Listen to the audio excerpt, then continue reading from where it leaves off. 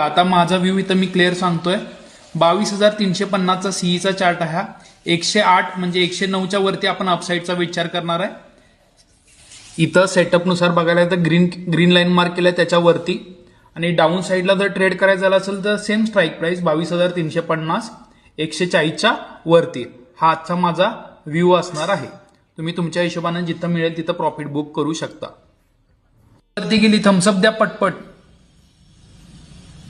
आपल्या ट्रेडमध्ये आपण ज्या 108 रुपयाला घेतला होता तो 142ला ट्रेड करतोय. जवळपास 34 पॉईंट सिंगल ट्रेडमध्ये without any loss. SL hit न करता 108 वरनं 142ला तो ट्रेड करतोय. आपल्या सेटअपनुसार ग्रीन लाईनच्या वरती मार्केट गेलं तिथं आपण काय केला, लेवल वाईज प्रॉफिट बुक केलेला आहे. अजून काय पाहिजे सांगा मित्रांनो.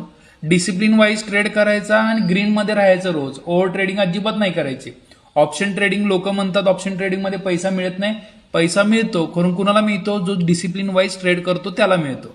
तुम्ही ठरवा तुम्हाला डिसिप्लिन ट्रेडर बनायचं आहे का गॅम्बलर बनायचं आहे. डिसिप्लिन बनायचं असेल तर शुअर शॉट माझ्यासोबत थांबणार तुम्ही. गॅम्बलर बनायचं असेल तर इथनं लेफ्ट व्हा आणि तुम्हाला दिवसभर ट्रेड करत बसा, काय प्रॉब्लेम नाही आहे.